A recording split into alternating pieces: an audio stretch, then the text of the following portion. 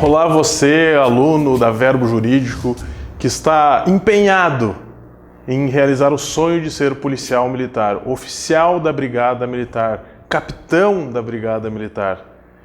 Vem conosco para esta aula de Direito Constitucional. Meu nome é Thiago Carrão, sou teu professor da equipe Verbo Jurídico. Bom, hoje eu venho trazer para você uma aula que não cai em concurso. Você que estuda para concurso, você que é concurseiro, sabe. Remédios constitucionais não costumam cair. Eles despencam na prova. Eles despencam na tua prova. Então, nada mais justo do que entregar esta aula de forma 100% gratuita para ti. Nosso aluno, nosso futuro oficial da Brigada Militar. Mas o que são os remédios constitucionais? Para que servem? Do que se alimentam? Né? Vocês lembram disso? Você que está estudando deve estar afiadíssimo nessa matéria. Você que está estudando deve estar feliz em ver essa matéria. Porque você sabe, você domina ela. Se não domina, vamos começar a dominá-la. Muito bem. Eu fui policial militar, assim como vocês desejam. Eu fui servidor público por mais de 16 anos e o concurso público ajudou a mudar a minha vida. E eu tenho certeza que vai mudar a vida de muitos de vocês. Estou aqui para ajudá-los a trilhar esse caminho tão árduo que é a da aprovação no concurso. Eu, os outros professores, técnicos especializados em aprovação. Quando eu falo que você já sabe os remédios constitucionais, eu quero dizer que você já aprendeu isso. Então não é minha missão ensinar de novo para você. A minha missão é trazer o conteúdo e mostrá-los como caem em prova. E como vão cair na tua prova. Entenda bem, a minha missão aqui é ensiná-lo a marcar o X no lugar certo e garantir a tua aprovação. Vamos comigo? Vamos falar sobre remédios constitucionais? Mas o que seria um remédio constitucional? São uma espécie de garantia constitucional que visa proteger determinados direitos. Até outras garantias fundamentais. São poderosas ações constitucionais que estão disciplinadas no texto constitucional, as quais vamos analisar. E a primeira pergunta é: quais são os remédios constitucionais? Daí você vai me dizer: professor, essa é fácil, eu sei, habeas corpus, habeas data, mandado de segurança, mandado de injunção e ação popular. Certo? Correto. Esses são os remédios constitucionais judiciais. E os remédios administrativos? Você já ouviu falar? O que, professor? Remédios administrativos? Isso já caiu em alguma prova? Já caiu em algumas provas. E quais são os remédios constitucionais administrativos, caso caia na tua prova? Terra arrasada, todo mundo vai perder essa questão, porque eu só fui aprender depois que eu comecei a estudar para concurso. Os remédios administrativos são o direito de petição e o direito de certidão. Estão lá dispostos na nossa Constituição, que você tem o direito de petição e tem o direito de receber certidões. E aqui nós temos os remédios administrativos. Mas é isso que vai focar a nossa aula? Não. A nossa aula vai focar nos remédios judiciais. Habeas corpus, habeas data, mandado de segurança, mandado de injunção e ação popular. Lembrando que mandado de segurança e mandado de injunção têm suas formas coletivas. E às vezes vem me dizer: doutor, essa é uma ação coletiva que nós vamos impetrar? Não, não é coletiva. Mas nós estamos entre 10 pessoas, doutor. Você não vai colocar tudo numa ação só? Sim, mas essa é uma ação em grupo. Ação coletiva tem os seus os seus atores principais. E a pessoa física não é um ator, não é um peticionante, não é a pessoa certa que ingressa com as ações coletivas. Nós vamos ver quais são elas. Quem é habilitado a entrar com mandado de segurança coletivo? Quem é habilitado a entrar com mandado de injunção coletivo? Mas vamos lá, vamos por primeiro e talvez mais importante de todos os remédios constitucionais, que é o habeas corpus. O habeas corpus. E o que diz lá? Conceder-se-á habeas corpus sempre que alguém sofrer ou achar ameaçado sofrer violência ou coação à sua liberdade de locomoção, ou por ilegalidade ou por abuso de poder. Lá na prova, quando fala sobre habeas corpus, na questão ou na alternativa, tem que obrigatoriamente falar sobre liberdade de locomoção. Falou em liberdade de locomoção, tu tem que ligar a luz vermelha em cima disso. Falou em liberdade de locomoção, está falando em habeas corpus, provavelmente. Acenda as luzes sobre isso. Olha, está falando de liberdade de locomoção nessa questão. Está falando de habeas corpus. Provavelmente seja habeas corpus. Mas nesta ação constitucional, nesse remédio constitucional, quem são os atores desse remédio? Quem é o impetrante? Qualquer pessoa poderá ser impetrante de habeas corpus? E eu pergunto para vocês, qualquer pessoa pode ser o paciente do habeas corpus? Qualquer pessoa pode ser a autoridade coatora? Como assim, professor? Não entendi. Paciente. Isso. Paciente. Veja só. Vamos a um raciocínio. Quem precisa de remédio é porque está doente. Quem está doente é o paciente. Por isso que os remédios constitucionais são aplicados em pacientes. Quem que é o paciente de um habeas corpus? Uma pessoa que esteja com sua liberdade. Lembra que eu falei lá no início? Liberdade de locomoção. Que tenha restrita sua liberdade de locomoção por abuso de autoridade ou por uma ilegalidade, abuso de poder ou ilegalidade. Muito bem, mas quem é o paciente então do habeas corpus? E cairá na tua prova assim: qualquer pessoa poderá ser paciente de habeas corpus? E a resposta é? Dê um pause nesse vídeo, responda mentalmente e agora volte, despause, né? E volte para a resposta. Não, somente pessoas físicas são titulares, poderão ser pacientes de habeas corpus. Mas por que, professor, só pessoa física? Não estou entendendo. Porque, por óbvio, pessoa jurídica não tem liberdade de locomoção. Pessoa jurídica tem endereço próprio, tem aquele endereço. A sede é em tal lugar. A filial é em outro, a matriz é a tal. A não ser que, né, a verbo jurídico seja um transformer, seja o gigante Dylion do Jiraiya, para vocês que não sabem, né? Dylion. E levante, se transforme e saia caminhando por Porto Alegre, né? Aí nós temos a figura da liberdade de locomoção, mas não é isso que acontece. Não é o gigante Dylion, não é nada, não é um Transformers, então ela não tem liberdade de locomoção.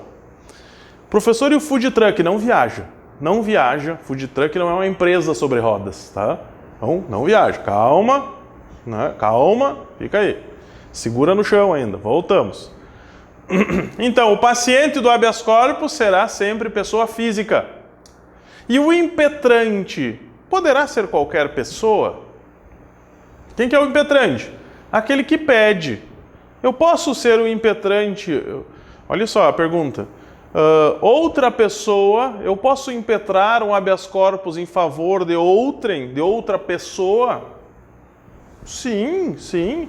Inclusive o presidente tinha mais de 70 habeas corpus impetrados em favor dele no STF. Qualquer pessoa pode impetrar habeas corpus em favor de outrem. Mas a pergunta é, e a pessoa jurídica poderá impetrar habeas corpus em favor do seu funcionário, digamos assim?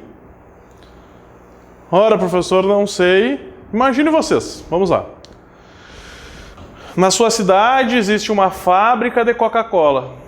Existe uma fábrica de Coca-Cola na sua cidade, uma única fábrica de Coca-Cola. E essa fábrica de Coca-Cola ela é responsável por abastecer a toda a região da sua cidade. Porém, como é uma fórmula secreta, não sei se vocês sabiam, somente uma pessoa, o químico da Coca-Cola, daquela empresa, sabe a fórmula mágica de fazer a felicidade das pessoas, de criar Coca-Cola. Só que o químico da Coca-Cola, durante a semana, ele produz Coca-Cola. No final de semana, ele só produz Coca. E aí, um dia, ele é preso. Pergunto para vocês. Na primeira semana, começa a escassez de Coca-Cola nos mercados. Na segunda semana, não se encontra mais Coca-Cola. Na terceira semana, existe uma manifestação armada. Não, armada não pode, né? Uma manifestação, pessoas batendo garrafas PET pelas ruas. Queremos Coca-Cola, queremos Coca-Cola. E aí? A empresa tem interesse que seu químico retorne a sua atividade para voltar à produção, para voltar a entregar o material? Por óbvio. A empresa pode ingressar com habeas corpus em favor do seu funcionário? Sim. Claro que sim. Claro que sim. Então, qualquer pessoa pode ser impetrante de habeas corpus.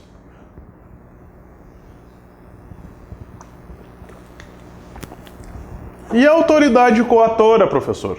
Quem é esse tal de coator? A autoridade coatora é aquele que prende.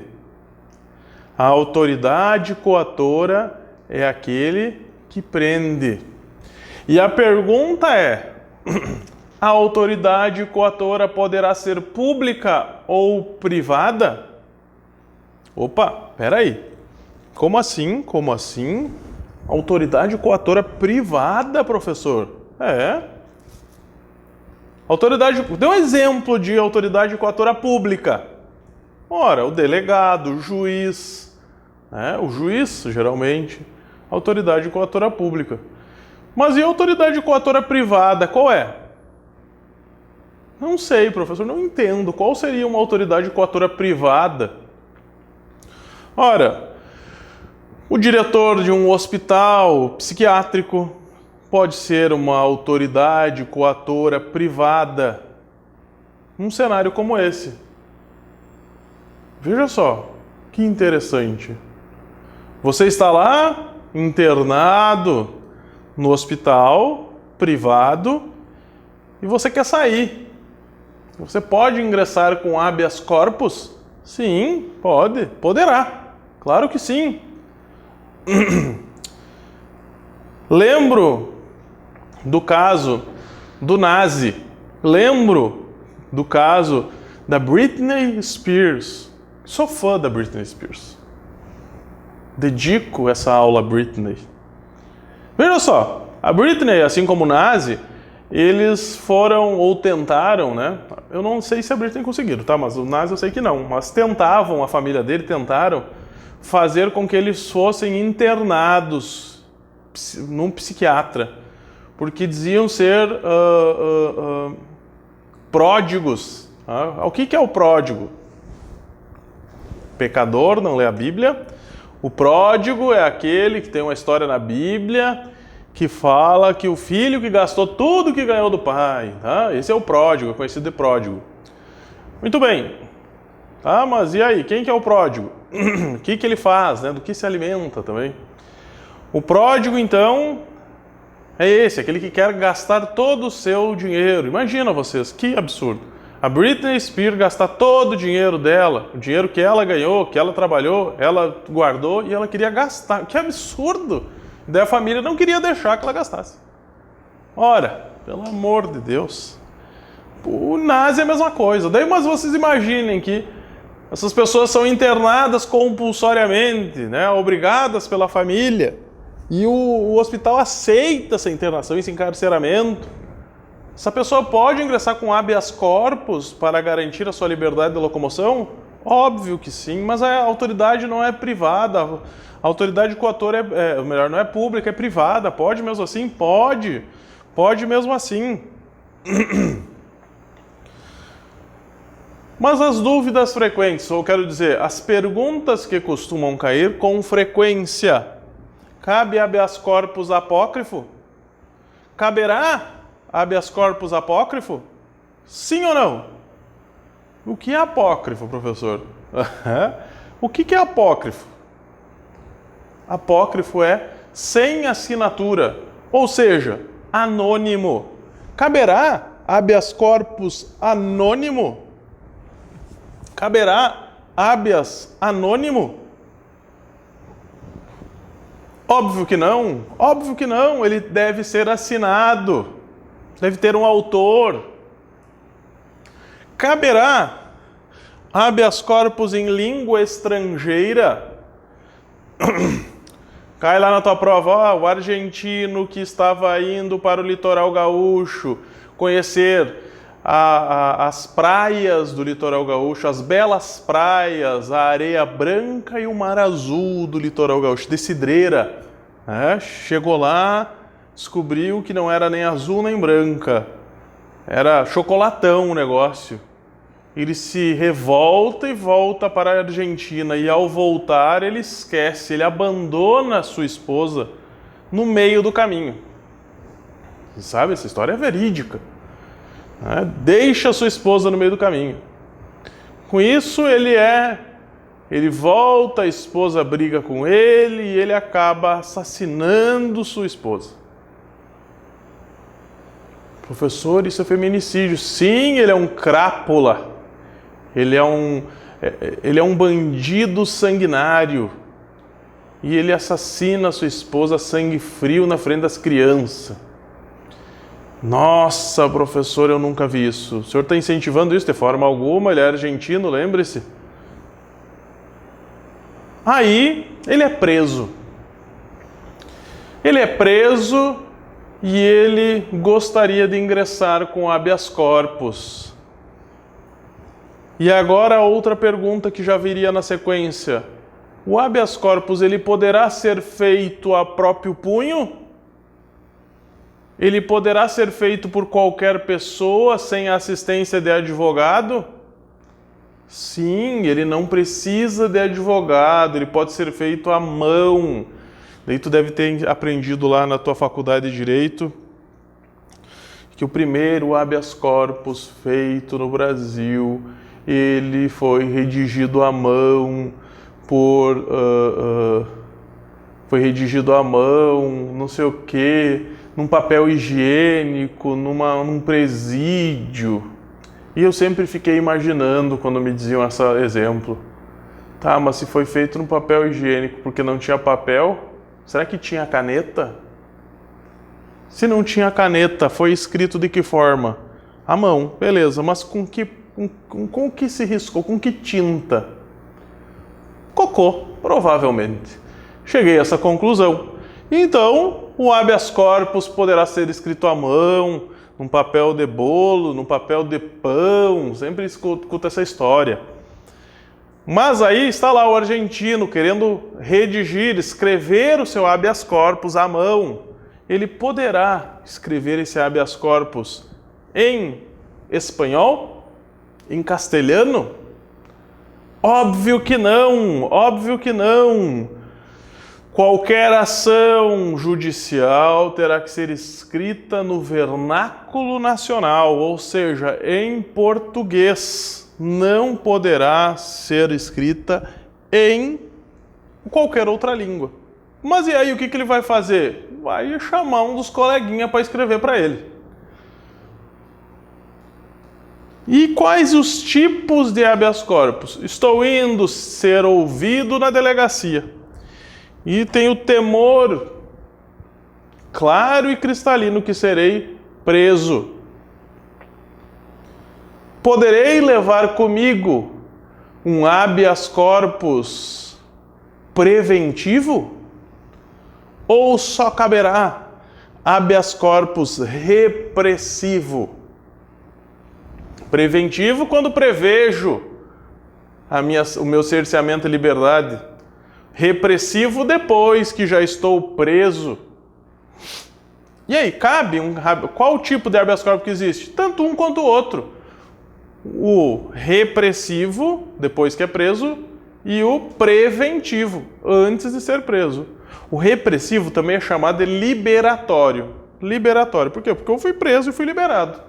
Já o preventivo, também conhecido como salvo-conduto. Olha só, você leva um salvo-conduto. O juiz Moro me chama para uma audiência para mim ser ouvido. Vou lá ser ouvido. Com o temor de ser preso, levo o quê? O habeas corpus preventivo. Outro momento que foi utilizado, e eu achei uma utilização excelente, julgamento da Boate Kiss.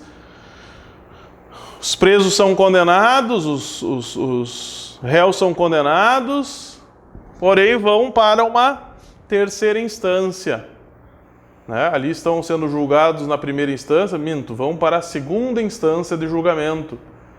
E o advogado, genialmente, estuda todos os julgamentos daquele juiz e vê que ele não concede aguardar em liberdade. Ele entra já de pronto com o habeas corpus preventivo.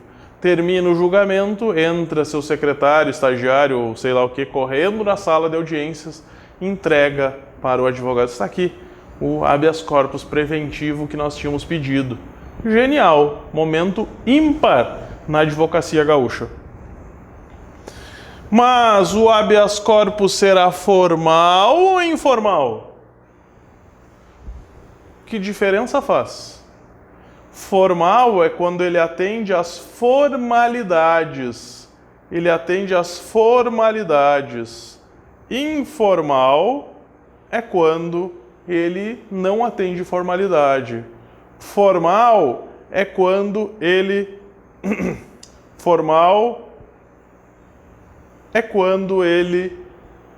deve ser redigido por um advogado. Informal é quando não necessita de advogado. O habeas corpus pode ser tanto formal quanto informal. Tranquilo? E o habeas corpus terá custas judiciais? Terá custas judiciais? Ou será sem qualquer custas judiciais? O habeas corpus tem custas ou não tem custas? Ele é 0,800. Ele é grátis. Ele é grátis. Quando não caberá o habeas corpus? Quando não cabe habeas corpus? Penas pecuniárias que envolvam dinheiro, processos administrativos, os PADs, ou o processo de impedimento, o impeachment, também não caberá habeas corpus. Por que não cabe, e isso pode cair na tua prova? Por que não cabe, ou por que caberia habeas corpus num PAD se não existe uma pena de reclusão da liberdade?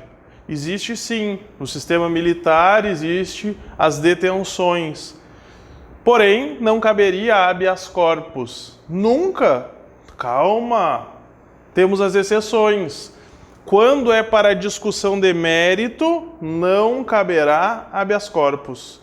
Quando a discussão é de mérito, não caberá habeas corpus. Quando se discute mérito, não. Mas, porém, vem lá na tua prova a seguinte questão. O soldado fulano de tal foi preso, foi detido, mas o seu PAD foi julgado por autoridade incompetente. Nós estamos julgando o mérito? Não, nós estamos julgando o processo. O processo, quando sendo ele viciado, maculado, como nesse caso, caberá sim habeas corpus. Vamos lá, uma questãozinha. Concede-se habeas corpus sempre que o indivíduo sofrer ou achar em iminente perigo sofrer violência ou coação em relação a qualquer um de direitos individuais, por ilegalidade ou abuso de poder. É em qualquer direito individual? Não, é só na liberdade de locomoção. O particular pode figurar no polo passivo da ação de habeas corpus? Sim, ele poderá ser a autoridade coatora, o particular. É cabível contra a punição militar? A princípio não, salvo aquelas que se discutirá questões processuais. Exemplo, a autoridade incompetente julgando um processo administrativo. Vamos para a CESP? É vedado ao legislador editar lei que exija o pagamento de custas processuais para a impetração de habeas corpus. O legislador ele poderá legislar sobre o habeas corpus, dizendo que vai ser pago a partir de agora? Não. Então tá certa essa alternativa, ela é vedada, sim. O habeas corpus é um instrumento jurídico correto para discutir a legalidade de medida protetiva de vítima de Maria da Penha, ou melhor, de violência doméstica? Atenção! Olha só que pergunta pertinente. Você tem aí impetrado contra ti uma medida restritiva, onde você não poderá se aproximar da vítima ou da suposta vítima de Maria da Penha. Caberá habeas corpus para discutir essa medida protetiva? Poderá caber. Olha só, o instrumento adequado para se discutir a legalidade de medidas protetivas será o habeas corpus. Atenção para isso, atenção. Não entendi, professor, por que seria o habeas corpus. Veja bem, imagina você, vem cair na sua prova lá, o fato dessa forma. João brigou com Maria, a qual acionou a polícia e ganhou medida protetiva de restrição de aproximação de 300 metros de sua pessoa. Porém, João e Maria trabalham num shopping, onde João é segurança e Maria trabalha em uma das suas lojas. E aí, João deixa de trabalhar? João, preocupado com o seu trabalho, manutenção do seu trabalho, poderá ingressar ou impetrar habeas corpus para rediscutir a legalidade da medida de afastamento ou uma flexibilização? Sim, caberá habeas corpus para isso. Não cabe habeas corpus para o trancamento de processo por crime de responsabilidade atribuído ao presidente da República, uma vez que a sanção para tal espécie de infração são de índole político-administrativa. Corretíssimo, não cabe habeas corpus para impeachment, o trancamento, o impedimento do presidente da República.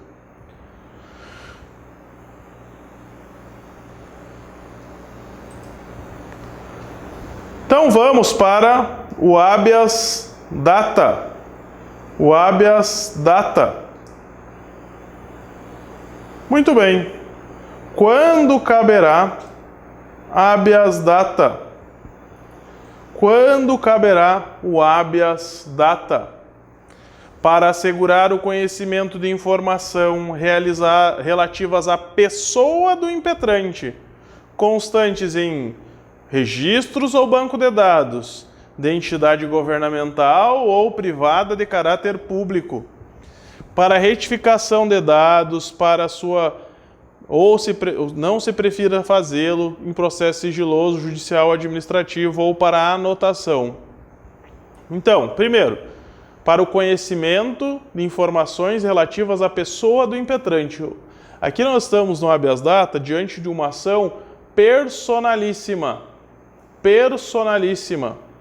Ou seja, só se cabe habeas data para ter conhecimento, retificar ou anotar fatos em registros ou banco de dados da minha pessoa, que são relativos a mim, não de terceiros, não de outrem. Mas quem é o impetrante e quem é o impetrado na ação de habeas data? Qualquer pessoa poderá ser o impetrante? Aqui impetrante leia-se paciente junto do mesmo? Sim. Qualquer pessoa poderá ser o impetrante, tanto física quanto jurídica. Poderá ser o paciente de tal ação. E o impetrado? O impetrado poderá só ser agente público? Não, nós vimos lá que é qualquer órgão público ou com caráter público, privado com caráter público. Dê um exemplo, professor, de um órgão privado que tem caráter público. Ora, aquela sociedade que eu faço parte de uma sociedade que ela é privada, mas tem caráter público, qual estou lá com meu nome nos seus registros, porém vou reclamar que não tem piscina, não tem sauna, não tem musculação na sociedade do Serasa, do SPC. Estou eu lá com meu nome. Ela é um órgão de caráter público? Sim, mas ela é privada. Proteção ao crédito, né? Caberá habeas data sem a negativa da autoridade coatora? Como assim? Não entendi. Olha só, você vai lá no ente tal, no órgão tal, pede que tu quer fazer um conhecimento, quero ter conhecimento sobre a minha situação cadastral. Daí o atendente no balcão diz, olha, tá ok, vou fazer aqui o requerimento, bababá, volte daqui uma semana. Você vai lá daqui uma semana primeiro, volte daqui uma semana. Tu já pode ingressar com a habeas data dizendo que ele te negou? Ele te negou? Não, né? Ele disse, não, ó, volta daqui uma semana que vai estar aqui. Daí tu chega lá depois de uma semana, é que hoje o chefe saiu de férias, ele não despachou, nem que sim, nem que não. Pode vir da semana que vem? Aí tu vai lá semana que vem. Hoje o chefe está no banheiro, está tomando café, está em reunião, não saiu. Se passar mais de 30 dias, é o que a gente chama de negativa tácita. Ou seja, estão te enrolando, cara, estão te enrolando. Súmula número 2 do STJ. E o habeas data, ele é formal ou ele é informal? Formal precisa de advogado ou não? Habeas data precisa de advogado. E tem custo o habeas data? Tem. Tem? Não tem. Se eu firmar aqui contigo, tu é capaz de acreditar. Tu tá estudando aí, vai dizer assim, tem custo sim. Não tem. Dois começam com H, não tem custo. Habeas data e habeas corpus, 0,800. Ela é uma ação personalíssima. Posso pedir em nome de outrem? Não posso. Não posso pedir em nome de outra pessoa. E quando não caberá habeas data? Quando não caberá habeas data? Não caberá habeas data na negativa de certidão, na negativa de vistas de cópia de PAD e em publicação da internet. Muito bem, vamos dar uma olhadinha numa questão da CESP. Jonas, servidor público federal, respondeu ao processo administrativo disciplinar e, ao final, foi absolvido das acusações. No entanto, por um equívoco, no seu assentamento funcional, passou a constar informação de que ele havia sido condenado.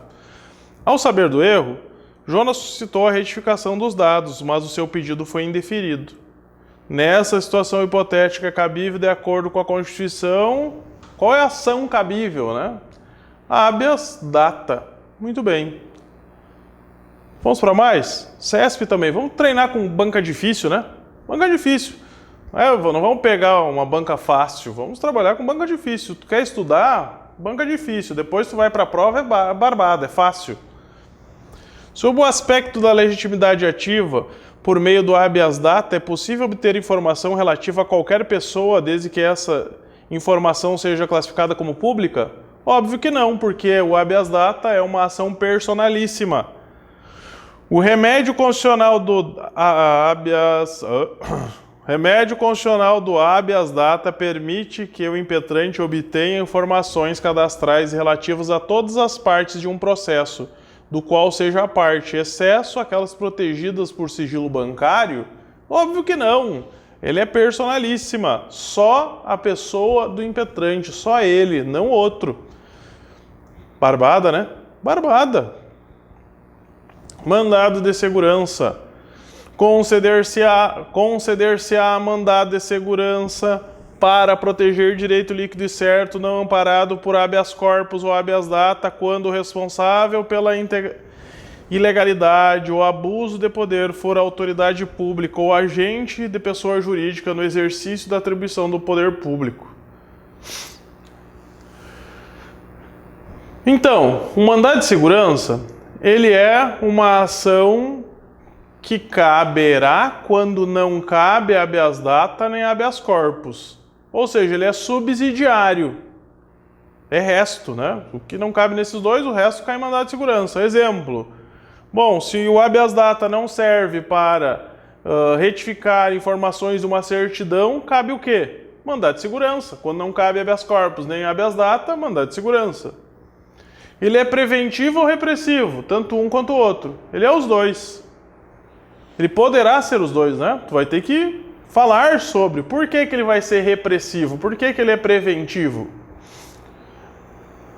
Tem prazo decadencial, ou seja, eu tenho que exercer esse direito dentro do limite de tempo? Sim, 120 dias, a partir do conhecimento. A partir do conhecimento. E daí cai na prova para ti uma questão que vai te falar sobre a pessoa que saiu publicação no Diário Oficial para ela tomar posse e ela toma conhecimento meio ano depois, 130 dias depois. Quando começa a contar o prazo 120 dias? Da publicação ou daquele conhecimento que ela teve lá? Da publicação. Se tornou público, se entende que foi tomado conhecimento. Posso desistir da ação sem anuência de outra parte? Olha só, toda ação judicial, quando você desiste dela, o juiz ele pergunta para outra parte se ela concorda com a desistência. Já no mandado de segurança não é necessário. Não é necessária a anuência. Posso pedir perícia ou ouvir testemunha? No mandado de segurança não. Não há de se falar em produzir provas no mandado de segurança. Ele é conhecido como uma ação de prova constituída.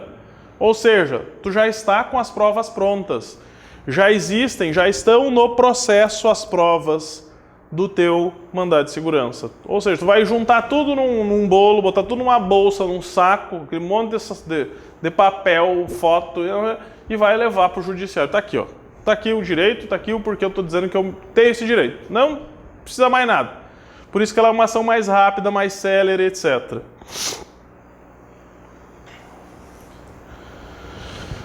Nós temos o mandado de segurança coletivo, para garantir direito coletivo ou individual homogêneo.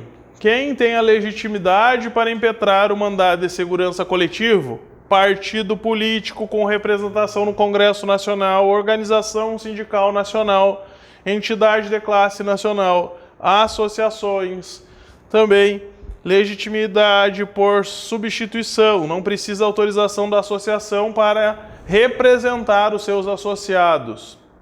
Claro que respeitando a temática, né?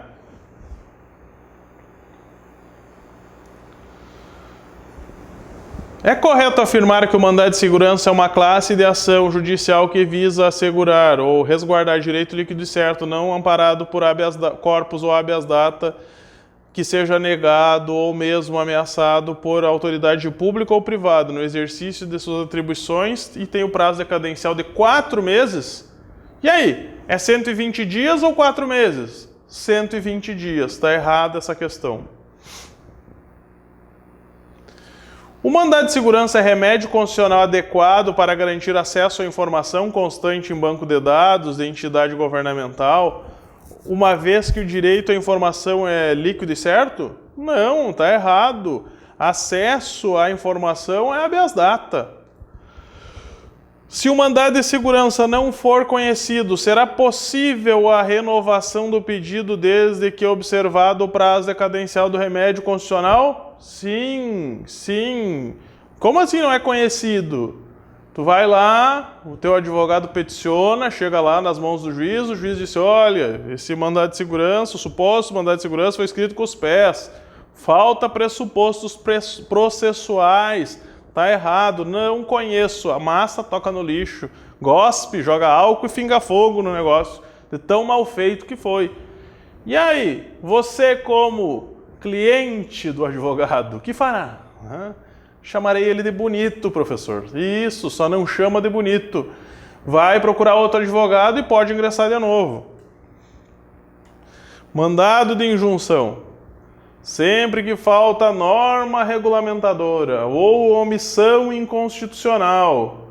O objetivo do mandado de injunção é tentar sanar a mora legislativa inconstitucional. Lá na Constituição diz assim, olha, será taxada as grandes fortunas, mas nunca se faz a tal da lei da taxação das grandes fortunas.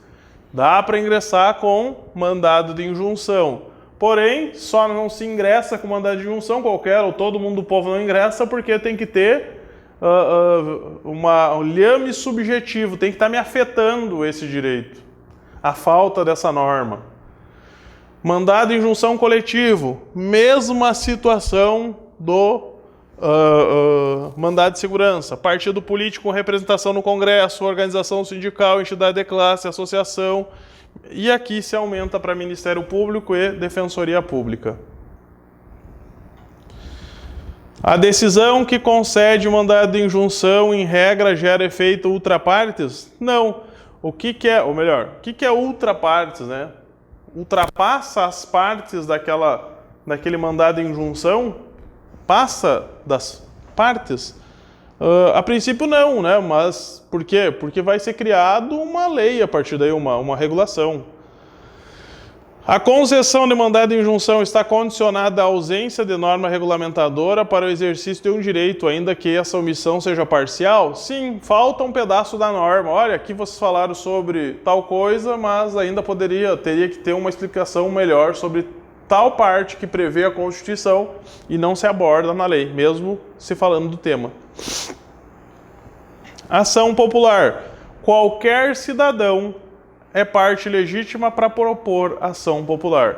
Primeiro, o que é ser cidadão? Daí eu coloco aqui, ó. O que é ser cidadão? Ter título de eleitor. Tem título de eleitor? Sim. Então poderá impetrar ação popular. E aí eu pergunto, qualquer pessoa será capaz de postular ação popular? Não, qualquer cidadão. Ah, mas e o menor, com 16 anos, poderá impetrar ação popular? Sim, sim. Poderá impetrar ação popular sem assistência? O que significa assistência? Sem ser assistido pelos maiores, pelos pais? Você que gosta de direito e família, eu sei que não é a tua praia, eu sei que assim como eu, você não gosta de direito civil, mas você que lembra lá do direito e família, ou você que já entra na brigada com meia dúzia de filho, pagando pensão, tu é um policial típico, né? Tipicamente policial, porque é assim mesmo. Você que é esse típico policial, você sabe que quando ingressaram contra você, ou melhor, a favor do seu filho para que você pagasse pensão, era assim: Joãozinho da Silva, representado nesse momento por Joãozinho da Silva, CPF tal, menor impúbere, representado nesse momento por sua genitora, fulana de tal, em face do tu, né, vem apresentar ou requerer ação de alimentos em face de a vossa pessoa para pagar a pensão. Isso é ser assistido. Para a proteção de patrimônio público, histórico ou cultural, além do meio ambiente e moralidade administrativa, todos eles têm natureza coletiva e sempre se impetrará no juízo de primeiro grau. E agora eu vou te passar uma questão de prova. Quando Joãozinho descobre que o presidente da República está ferindo, ou está corrompendo, ou está agindo contra a proteção do patrimônio histórico-cultural, ele ingressará com uma ação popular. Aonde? No STF? Respeitando a prerrogativa de função? Ou no juízo de primeiro grau? Tchananã.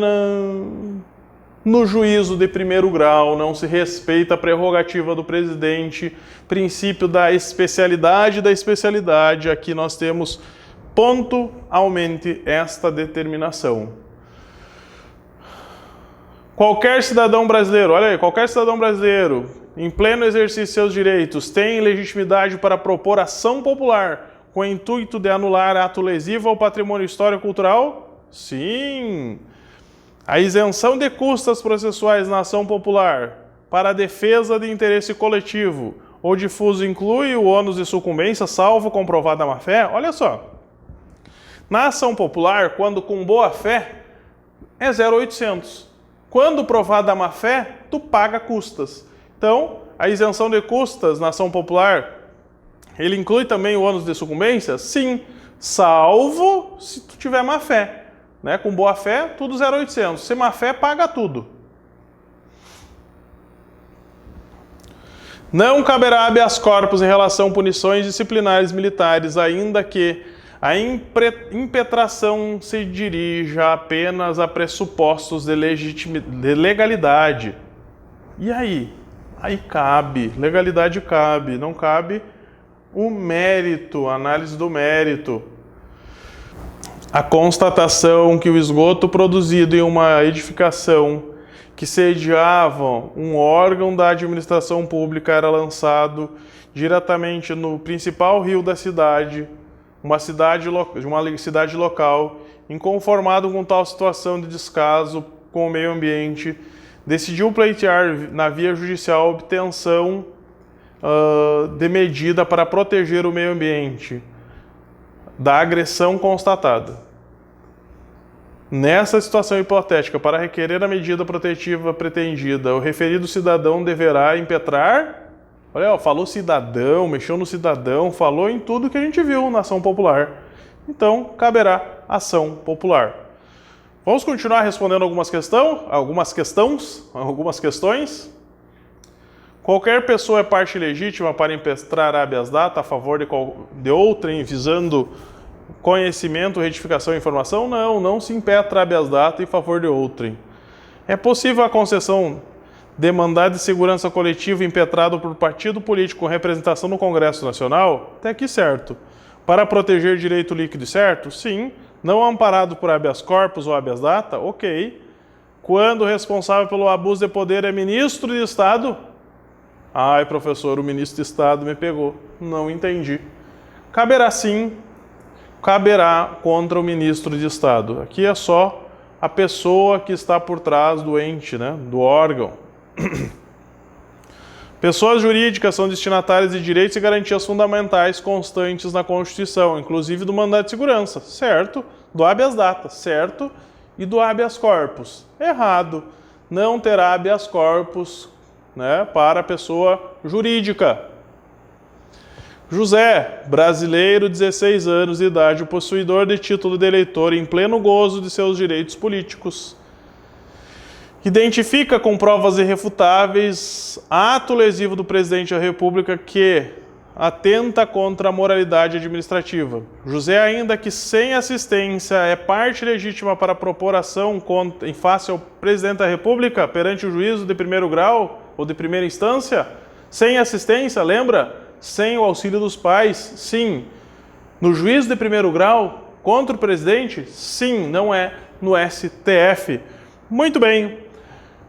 Chegamos ao fim de uma breve aula sobre remédios constitucionais. Espero ter te ajudado a relembrar, a achar as questões de concurso. E você que está fazendo questões, você pode confirmar que tudo isso que nós falamos cai aí na tua prova. Cai, é assim que cai. É assim a pegadinha do malandro. É assim que a FGV busca causar contigo, a CESP, piores bancas talvez hoje do ambiente dos concursos públicos a nível nacional. Tá ok? Tamo junto, até a próxima. Te espero na sala de aula, aqui na Verbo, construindo a tua aprovação. Seja você mais um aluno Verbo, seja você mais um oficial da Brigada Militar, capitão da Brigada Militar. Até a próxima. Tchau, tchau.